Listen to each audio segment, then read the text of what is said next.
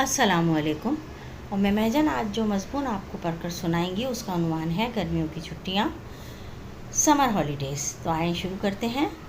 मौसम गर्मा की तातीलात साल का सबसे पुरलुत्फ़ वक्त होता है, क्योंकि मैं अपने ख़ानदान और दोस्तों के साथ अपने इस वक्त से लुत्फ़ अंदोज़ होता हूँ।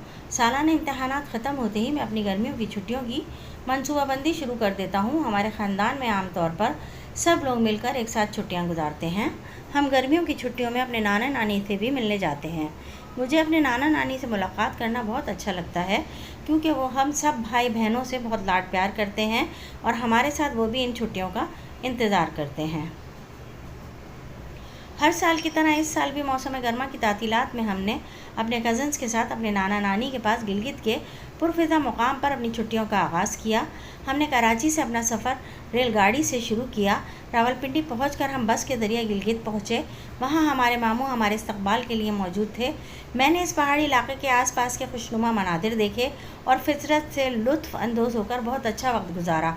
हमने पौधों की मुख्तलिफ़ अक़साम और इस जगह के सकाफ़ती विरसे के बारे में सीखा। मेरे नाना नानी ने मुख्तलिफ़ दरख्तों के नाम सीखने में मेरी मदद की। इसके अलावा कई अक़साम की जड़ी बूटियों के बारे में भी मालूमात हासिल हुई।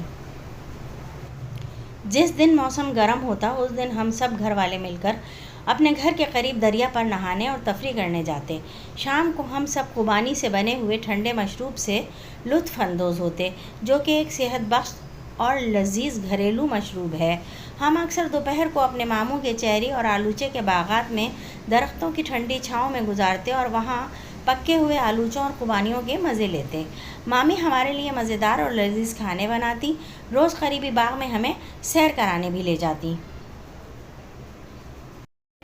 एक दिन हमारे मामू जान हम सब को ट्राउट मछली के फार्म दिखाने ले गए। वहाँ हमने बहुत मज़े किए। फार्म की ताज़ा और लजीज मछली खाई।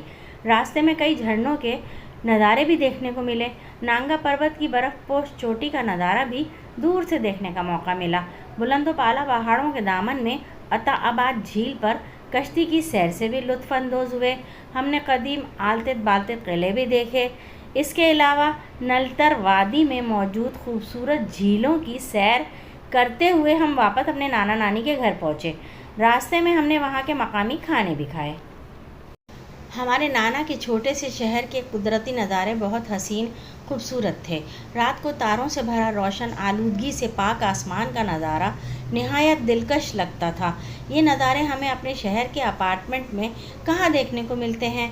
आलूदगी से पाक साफ़ सुथरी हवा, पुरफ़िज़ा माहौल, यही सब चीज़ें इस छोटे से शहर की खूबसूरत ज़िंदगी में इजाफ़ा करती हैं। मुझे खूबसूरत मनाजिर और मुकामी लोगों की मुख्तलिफ़ जगहों पर तस्वीर लेना पसंद है। मैंने फितरत की खूबसूरती की तस्वीर खींची।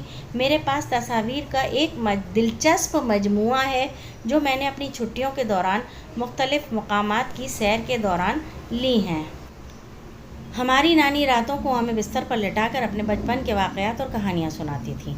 वो कहानियाँ सुनने में दिलकश थीं।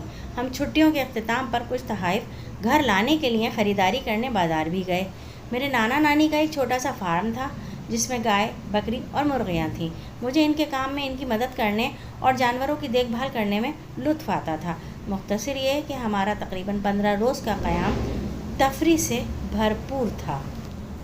अगरचे मैंने गर्मियों की लंबी छुट्टियां अपने नाना नानी और कज़न्स के साथ गुजारी थीं, लेकिन ये सफ़र शायद सबसे यादगार सफ़र था। मैं इन लम्हात के लिए नाकाबिल यकीन हद तक शुक्रगुज़ार हूँ जो मैंने अपने ख़ानदान के साथ गुजारे। ये एक नाकाबिल फ़रामोश तजर्बा था और हमने कई नई जगहें भी दरियाफ़्त की और इलाक़े के कुदरती और सकाफ़ती विरसे के बारे में मालूमात इकट्ठी की। इस इल्म ने मुझे ये इत्मीनान बख्शा कि मैंने अपनी छुट्टियाँ नतीजा खेज़ अंदाज में गुजारी हैं और अब मैं अपनी अगली गर्मियों की छुट्टियों का मुंतज़िर हूँ।